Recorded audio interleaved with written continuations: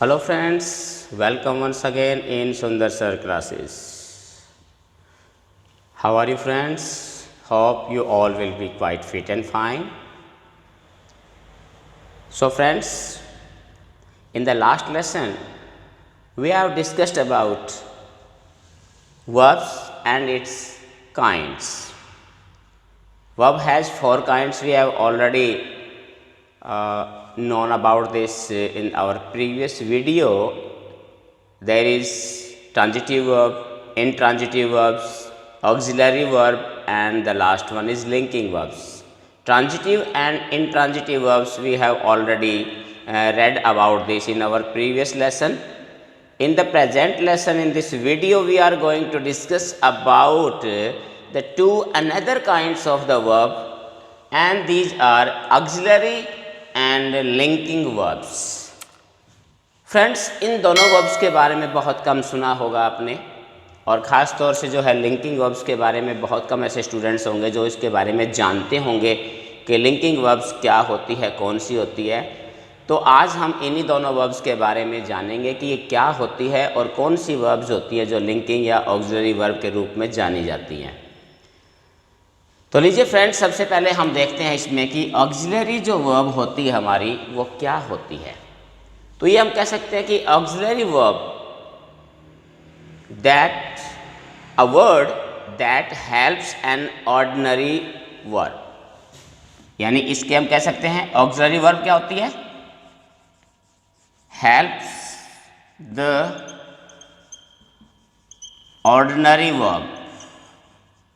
जो ऑर्डिनरी जो main verb होती है हमारी, उसकी जो हेल्प करती है, उसकी जो सहायता करती है, वो वर्ब्स हमारी जो है वो ऑक्सिलरी वर्ब कहलाती हैं। तो ऐसी वर्ब्स को हम हेल्पिंग वर्ब्स भी कह सकते हैं। ऑक्सिलरी वर्ब्स होती है, इनको हम हेल्पिंग वर्ब्स के रूप में भी जानते हैं। इनके बारे में हम अनदर नेम जो है इसका वो हेल्पिंग वर्ब्स भी होता है। फ्रेंड्स, हम पहले डिस्कस कर रहे हैं हमारी ऑक्सिलरीज वर्ब के बारे में कि ऑक्सिलरी वर्ब कौन कौन सी होती है। तो ऑक्सिलरी वर्ब को हम मेजरली आगे जाके दो भागों में बांटते हैं। ऑक्सिलरी वर्ब्स को फिर आगे दो भागों में, एक जो होती है हमारी वो प्राइमरी वर्ब्स होती है, प्राइमरी वर्ब्स जो होती हैं या कह सकते हैं प्राइमरी ऑक्सिलरी वर्ब्स होती हैं, और दूसरी हमारी जो होती हैं ऑक्सिलरी वर्ब्स जिनको मॉडल्स बोलते हैं, वो मॉडल्स होती हैं। और ये देखिए कि इनका एक चार्ट के माध्यम से मैं आपको बताना चाहता हूँ कि जो हमारी प्राइमरी ऑक्सिलरी वर्ब्स होती हैं वो कौन सी होती हैं। तो उसके अंदर बेसिकली तीन हमारे पास रूप होते हैं। एक होता है बी फॉर्म, दूसरा हमारे पास होता है ये हैव फॉर्म, और तीसरा जो होती है हमारी वो डू फॉर्म। प्रेजेंट और पास्ट में इसके टेंसेस जो है, इसके रूप जो है वो बदल जाते हैं। जैसे जो बी फॉर्म होती है इसकी प्रेजेंट रूप जो है इज़, एम, आर, इसका जो प्रेजेंट रूप होता है। वॉज और वर इसका पास्ट टेंस होता है। उसी प्रकार से जो हमारे पास हैव फॉर्म है, हैव फॉर्म के अंदर हैज और हैव इसका प्रेजेंट टेंस होता है और पास्ट टेंस में इसका हैड बनता है। उसी प्रकार से जो हमारे पास डू है, डू का जो है प्रेजेंट फॉर्म जो है वो डू और डज होता है, और इसका पास्ट टेंस जो होता है वो क्या होता है, डिड होता है।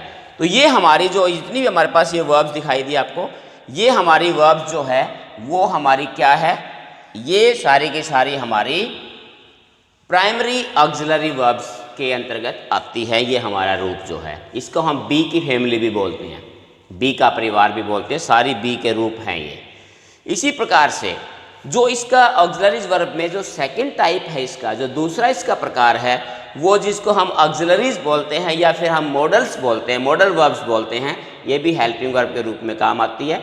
दोनों ही वर्ब्स, आपने एक खास बात इसमें नोट कर लेना है कि जब भी दोनों में से कोई भी वर्ब्स ये यूज़ होंगी, ये कभी भी डायरेक्टली यूज़ नहीं होती, बल्कि ये जब ये ऑक्सिलरी के रूप में आती हैं तो ये हेल्पिंग वर्ब के रूप में, जिसको हम कह सकते हैं, आती हैं। तो ये हमेशा ही इसका काम क्या था, इसका काम होता है ऑर्डिनरी वर्ब की सहायता करना।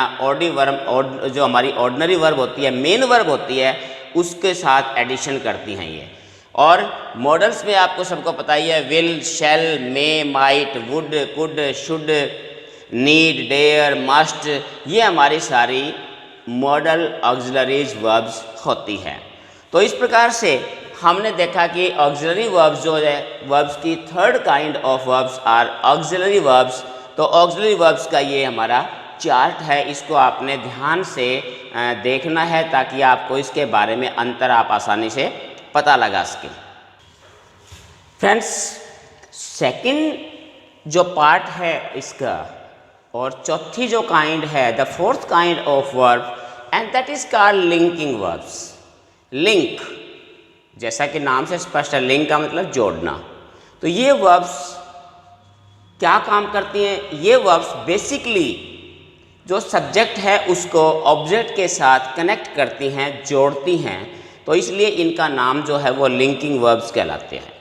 अब इसके अंदर जो अगर हम इसकी डेफिनेशन में देखें तब भी ये क्या लिखा है इसमें, they requires a words to make the sense complete. Means जब भी कभी ये वर्ब का यूज़ किया जाता है तो इन वर्ब्स के बाद में कोई ना कोई कंप्लीमेंट जो है वो आता है, और उसी कंप्लीमेंट का ही कारण होता है कि जिसकी वजह से इसका जो मीनिंग जो है वो पूरा निकलता है। यानी कि सेंस बनाने के लिए जो है इसके बाद, यानी कि लिंकिंग वर्ब के बाद कोई कंप्लीमेंट का होना आवश्यक होता है।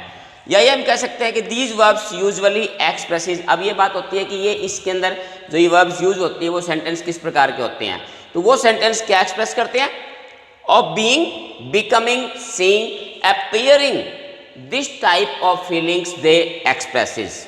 ये जो वर्ब्स होती हैं इनमें कोई एक्शन नहीं होता, कि एक्शन नहीं होता, बल्कि जहां ये लिंकिंग वर्ब्स यूज होती है ये केवल एक स्टेटमेंट, एक idea, being of action, something like this they express. यानी इस प्रकार की कोई लिंक, यानी इनका जो मेन जो यूज होता है वो क्या होता है कि सब्जेक्ट का ऑब्जेक्ट या कंप्लीमेंट के साथ रिलेशनशिप को बनाए रखना जो है इनका मुख्य काम होता है।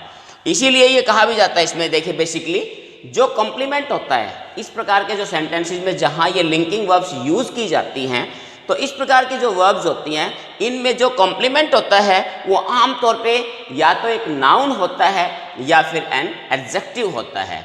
तो यहाँ आप इसको समझ सकते हैं अच्छी तरीके से कि कौन कौन से जो है किस प्रकार से ये वर्ब्स का हम यूज़ करते हैं।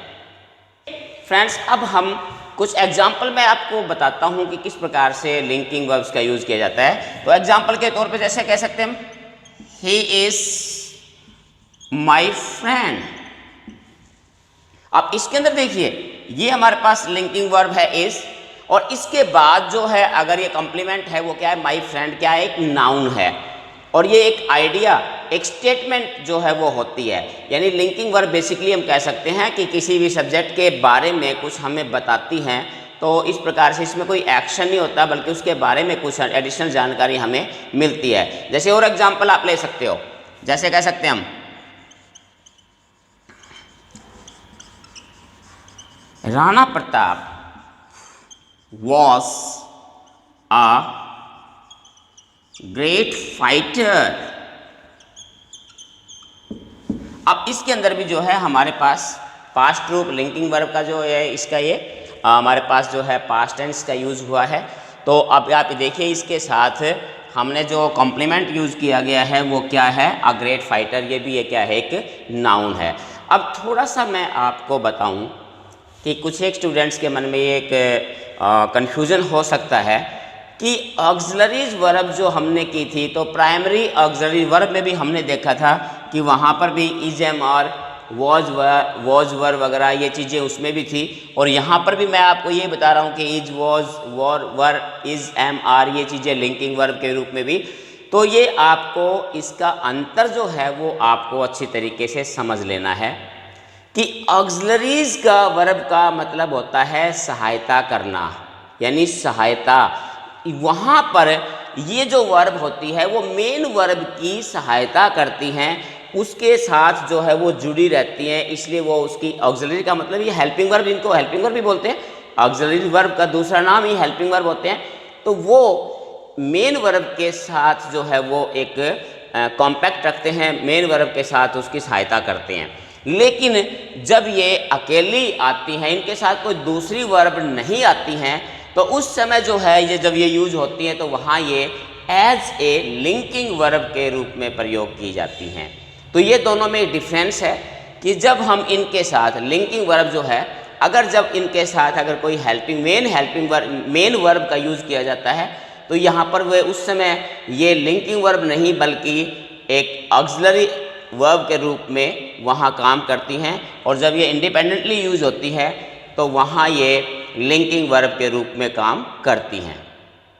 तो फ्रेंड्स, उम्मीद है कि आपको वर्ब्स के बारे में जो है आपके कुछ डाउट्स थे तो वो आप क्लियर हुए होंगे, क्योंकि वर्ब्स के बारे में बेसिकली जो दो ये लिंकिंग और ऑक्सिलरीज वर्ब्स थी इनके बारे में काफ़ी कन्फ्यूजन होता है। तो इसलिए आप इसको और अच्छी तरीके से अभ्यास करने के लिए जो है इससे संबंधित जो एक्सरसाइजेज हैं वो आप सोल्व कर सकते हैं।